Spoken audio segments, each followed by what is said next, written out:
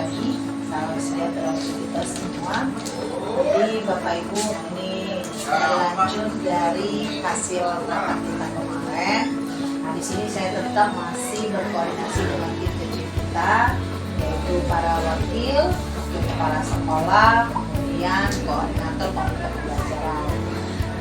Kalau dari kesimpulan kemarin, artinya kita harus membentuk tim, Mbak. Membentuk tim. Nah, untuk membentuk tim itu supaya tim itu kuat dan mereka tahu dan sadar dengan fungsinya masing-masing, berarti Mbak kita harus membuat SK. Nah, gimana? Jadi hari ini saya maunya kita diskusi kecil membahas tentang pembuatan SK, siapa-siapa saja yang akan kita libatkan di tim untuk penyelarasan visi misi. Penyelarasan visi misi yang sesuai dengan kerangka pembelajaran mendalam. Kemudian yang kedua, tim untuk pendekatan inquiry kolaboratif kita, Mbak. Kemarin kan inquiry kolaboratif itu ada 4, yaitu assess, kemudian mereka desain, implementasi, dan measure change ya.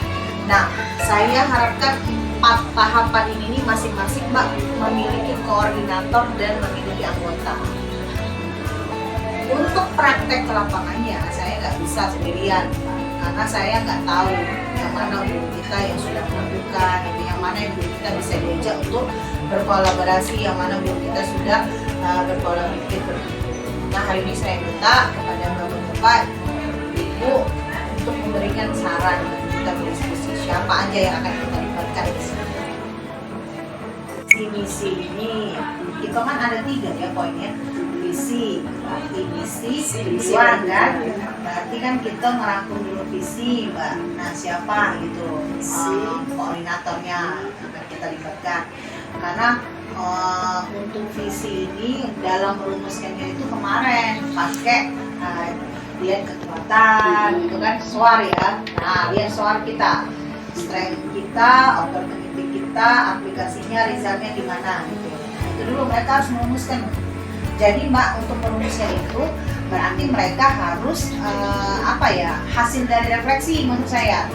Nah, jadi di sini untuk tim visi ini mereka harus mengumpulkan data-data hasil refleksi yang pertama, yaitu berarti hasil belajar ya, hasil belajar kan, hasil belajar murid. Kemudian kepuasan gitu, kepuasan terhadap satuan pendidikan kita, yang mana kemarin yang sudah kita buat hasil angket. Nah, di hasil angket yang kuesioner kemarin yang sudah kita bagikan, di situ kita lihat poin-poin mana yang menjadi kelemahan, yang poin-poin mana yang menjadi kekuatan kita gitu. Kemudian Mbak, hasil supervisi. Nah, hasil supervisi guru kemarin itu kita lihat di situ Mbak. Karena kalau dari hasil supervisi itu kita bisa melihat praktek pedagogik dari para guru kita Mbak. Lalu hasil apa lagi yang mau kita lihat untuk melihat kekuatan kelemahan kita? Sarana mungkin ya. Sarana, tapi kemarin sudah dimasukin nggak di angket? Ada nggak di angket? Untuk angket kemarin? Iya, ada nggak pertanyaan yang menjurusnya ke kepuasan mereka terhadap sarana dan prasarana kita? Ada kritikan kita kemarin ya, sama saran ya. Nah, nanti diisi tetap situ lah Mbak. Berarti sarana mereka lihat dari angket ini tadi. Hasil angket yang kita bagikan kepada murid dan orang tua. Nah, apalagi hasil refleksi ini lah ya. Dari yang kita kemarin diskusi juga bisa. Nah ya, hasil diskusi tanggal berapa tuh? Tanggal berapa itu?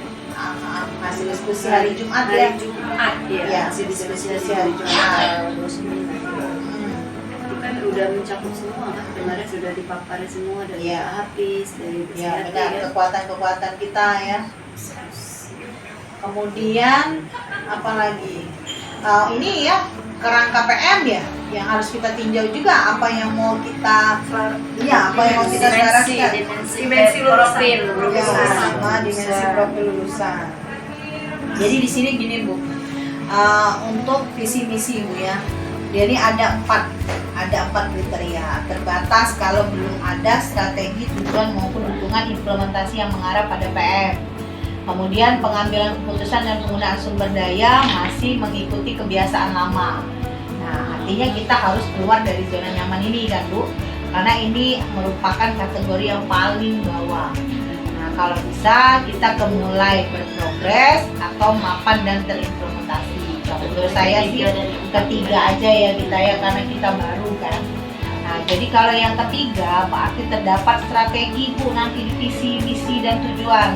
Terdapat strategi tertulis yang jelas dan dipahami bersama, berisi tujuan pembelajaran mendalam. Berarti tetap pada tujuan pembelajaran mendalam dan cara penerapannya. Jadi dari visi itu Bu, di misi mungkin ya terimplisit cara penerapannya. Kemudian sebagian besar keputusan satuan pendidikan sudah didorong oleh dan selaras dengan strategi pembelajaran mendalam. Tetap pada intinya ke PM tetap. Berarti kita perlu koordinatornya kita bisa desain ya. Iya, kalau Visi menurut satu, saya sih visi satu, tujuan satu. Atau apa bisa ya? Tetap terkait kita harus terkait ke visi dulu, baru sudah ke misi ya. visi. Berarti kita buat beberapa orang saja yang koordinatornya, buat ketua, anggota koordinator. Berarti enggak, maksud saya tuh koordinator itu tetap ada gitu ya. Koordinator satu orang. Sudah anggota. Atau koordinatornya itu kayak gini aja, nggak usah ke visi misi tujuan, tapi ke yang ini, kegiatan ini.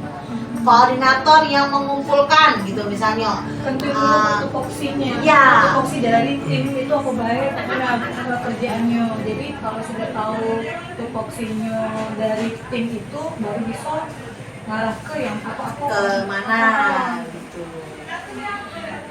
Yang pertama visi ya memang ya. Yang pertama visi itu memang nggak bisa sih kita harus ngumpulin semuanya cita-cita bersama kan, karena visi itu Mbak. Iya. Nah, Cita-cita. tapi cita-cita bersama itu kan dilihat dari faktor ini tadi Mas Ringo. Nah berarti tim itu Mbak, koordinator itu untuk mengumpulkan data-data ini Mbak. Kayaknya deh kesini deh untuk mengumpulkan data-data ini. Data-data ini banyak Mbak, data-data hasil praktik pedagogi, misalnya data-data guru yang sudah share praktik baik gitu. Karena itu kan kekuatan-kekuatan kita SDM-nya, sumbernya, sumber manusia kan di sini, sumber sarana dan prasarananya di sini. Itu. Bisa dibikin praktik. Kalau dari bisa mencari data ini, data dari guru itu bisa berkaitan dengan pelatihan apa yang Ya. prestasi apa yang dia miliki. Terus jadi kita bisa ambil 3, guru, siswa dengan sarana kayaknya. Ya. Karena kita berpatokan dan misalnya tadi ada di indikator di visi misi penyelarasan tadi dukungan PM kan. Ya. Nah, sedangkan dukungan PM itu kan lingkungan belajar yang dilihat. Ya. Jadi secara umum lingkungan belajar itu kan guru, siswa dengan sarana. Jadi yang dilihat kalau guru misalkan data yang kita ambil dari supervisi. Jadi koordinatornya untuk yang guru cari Siapa? apa kayak gitu. Nah, mungkin kalau siswa mungkin dari prestasi, terus kekuatan dari akademiknya apa, atau dia lebih berminat di ekskul, kekuatan di ekskul atau apa kayak mana.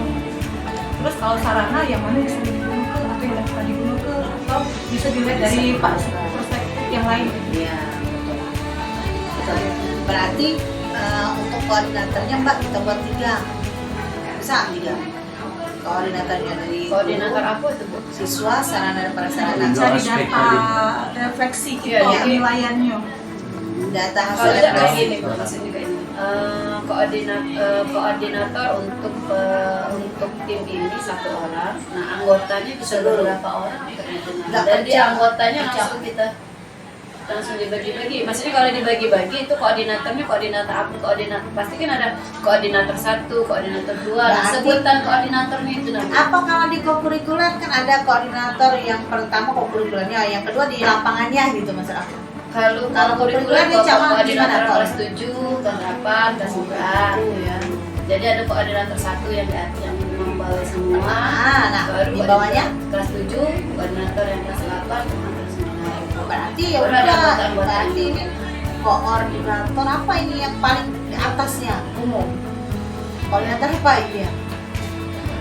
Karena Mbak, kalau ini nggak dipisah Mbak, Iya, nggak tahu Mbak. tupoksi Mbak. kaget info ke koordinator. Iya. Berarti kita buat koordinator Nggak satu jawab, saja. dia nggak tahu Koordinator jawab. satu, Nah, koordinator boleh. dua, koordinator tiga. Boleh. Jadi di sini di tupoksinya dibuat ke koordinator satu tugasnya ini. Gitu. Koordinator dua Koordinator ya, sini. koordinator tiga. Empat. Anggota-anggotanya Kalau yang di atasnya kalau di BJP itu biasanya ketua koordinator. Boleh ketua. kalau untuk keselarasannya ke PM-nya gitu. Itu bagiannya di mana? Melihat di guru. PM itu Karena kan dia terdapat strategi tertulis yang jelas dan dipahami bersama berisi tujuan pembelajaran mendalam. Berarti penguasaan guru menggunakan strategi yang Pedagogik ya. mungkin ya. Pastinya ya. bisa di 4 kerangka pembelajaran itu yang dimaksudkan. Visi ini tujuan akhir kan Bu. Berarti kita juga kalau ke PM berarti standar lulusan kita ke dimensi lulusan ya PL. Profil lulusan ya. Berarti arahnya ke DPL. Nah, dimensi profil lulusan itu kalau untuk merumuskannya itu apa mau kita sama-sama aja ya dari hasil ini nanti nggak usah dipakai ini. Kayaknya Bu, visi dulu kita tentukan sama-sama, tinggal misi. Misi dan tujuan, tinggal Bisa ini dijual ada ya, sisa tinggal misi dan tujuan yang banyak poin-poin gitu. Kalau visi kayaknya pilih yang mana dimensi lulusan yang mau kita ambil kayak kemarin kan. Nah, Berdasarkan yang berdasarkan ini tadi sebenarnya data ini ya. sebenarnya dari diskusi kita kemarin bisa kita simpulkan Kemarin itu kalau habis kan lebih ke dimensinya dia pemanfaatan lingkungan. lingkungan. Ini pedagogi ya, kritik pedagogi. Ya, jadi Awak menghidupkan hari belajar, menghidupkan hari belajar berarti kan diikuti kesesuaian ya, Tapi berprestasi banyak di non akademik. non-akademik. Baik. ke yang itu profil lulusan kemarin profil lulusan. Kalau misalnya dari kekuatan-kekuatan yang ibu paparkan kemarin ya sama bapak paparkan kemarin, dimensi profil lulusan apalah yang mau kita targetkan? Prestasi masih ada. 8 dimensi kan Iya. Bapak? Kayak dulu 8 dimensi. Beriman dan bertakwa itu pasti. Takwa. Nah, Terus sudah itu mandiri, kolaboratif itu bisa kita ambil Bu. Inovatif, kreatif masa kreatif. inovatif ada kan? Nggak ada inovasi. Nah, berarti kreatif. ya, tadi. Kreatif Komunikasi, berarti kesehatan, apa? Berarti mandiri ya. Kalau beriman, terus Beriman satu. beriman tadi mandiri ya maunya ya. kemandirian. Prestasi jangan lupa Bu pastikan kan Ya, ibu benar. sedang Kalau untuk keselarasannya ke PM-nya itu bagiannya di mana? Melihat di guru. PM itu Karena kan dia terdapat strategi tertulis yang jelas dan dipahami bersama berisi tujuan pembelajaran mendalam. Berarti penguasaan guru menggunakan strategi yang Pedagogik ya. mungkin ya. Pastinya ya. bisa di 4 kerangka pembelajaran itu yang dimaksudkan. Visi ini tujuan akhir kan Bu. Berarti kita juga kalau ke PM berarti standar lulusan kita ke dimensi lulusan DPL. Profil lulusan ya. Berarti arahnya ke DPL itu. Nah, dimensi profil lulusan itu kalau untuk merumuskannya itu apa mau kita sama-sama aja ya dari hasil ini nanti nggak usah dipakai ini. Kayaknya Bu, visi dulu kita tentukan sama-sama, tinggal misi. Misi dan tujuan, tinggal Bisa ini dijual ada ya, sisa tinggal misi dan tujuan yang banyak poin-poin gitu. Kalau visi kayaknya pilih yang mana dimensi lulusan yang mau kita ambil kayak kemarin kan. Nah, berdasarkan ini tadi sebenarnya data Bu, ini ya. sebenarnya dari diskusi kita kemarin bisa kita simpulkan bahwa Kalau habis kan lebih ke dimensinya dia pemanfaatan lingkungan. lingkungan.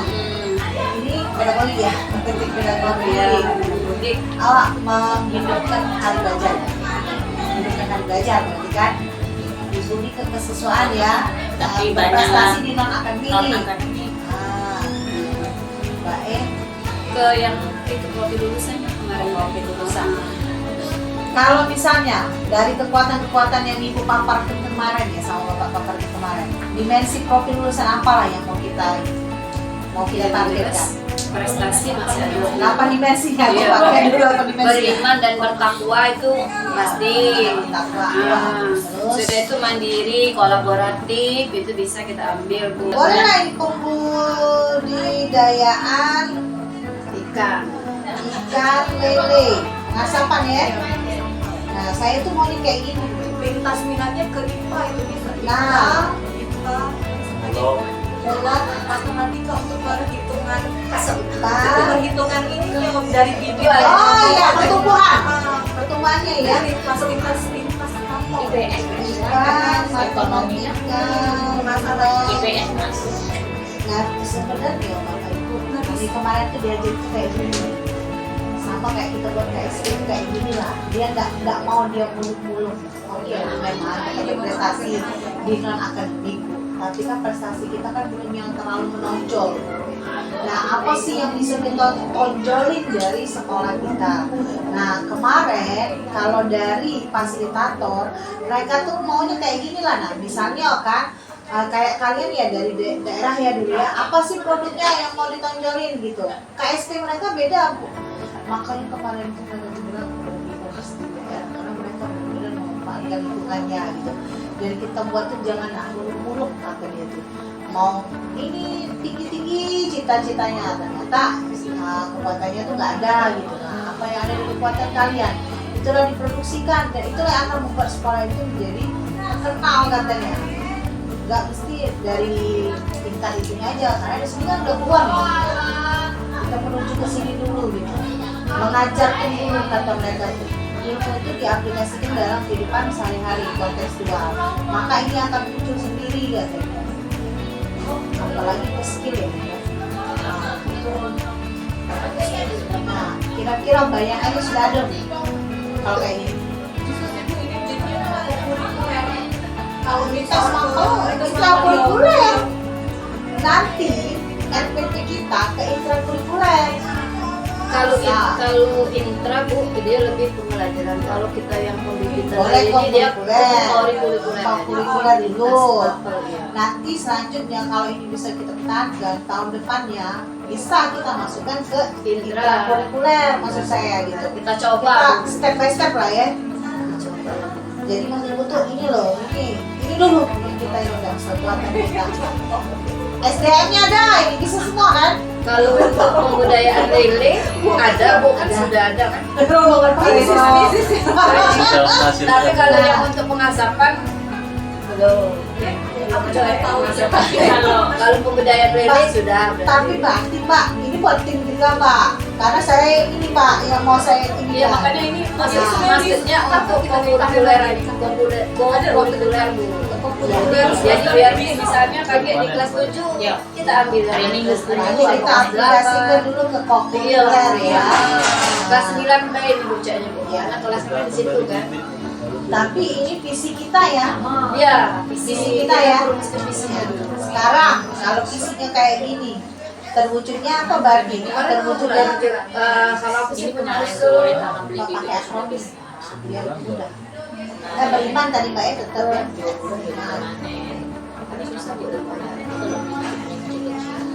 terwujudnya peserta didik ya. Kalau kita buat dulu BFK kalau bisa nanti terwujudnya peserta didik yang Iman dan takwa. M. P bisa masih. P prestasi kan? Prestasi masih bisa. M apa nih? Kreatif ya. Prestasi, L iman, prestasi, kreatif, inovatif, mandiri kan ini mandiri kan? mandiri. Beriman. Baiklah Bapak Ibu, berdasarkan hasil kesimpulan kita tadi berarti yang pertama kita akan membuat 2 SK. 2 SK ya Pak ya? Nah, berarti ini tidak digabung. Apa ini? Biasa digabung ya, beda ya. Nanti SK tim penyelarasan visi misi dan tujuan satuan pendidikan, kemudian tim untuk inquiry kolaboratif pembelajaran mendalam di satuan pendidikan kita. Kemudian di mana nanti di dalam SK ini akan ada penanggung jawabnya, ketuanya, sekretaris, Mbak ya. Kemudian koordinator. Tiap koordinator ini ada subkoordinator berikutnya ya. Di mana setiap subkoordinator akan ada anggota. Tadi kita nilai dari 3 titik tumpu ya. Yang pertama untuk guru, siswa, dan sarana. Nah, kemudian tadi juga kita sudah berdiskusi bersama-sama bagaimana menyelaraskan visi misi tadi yang kita kaitkan dengan 8 dimensi produk lulusan dan pembelajaran mendalam. Maka kita dapat kesimpulan Mendapatkan visi. iya. Baca SMP 23. visinya apa? Visi yang sudah didapat yaitu terwujudnya peserta didik yang prima, semabur, peduli lindungi. Prestasi, beriman, sehat, mandiri, kolaborasi, dan peduli lindungi. Hore!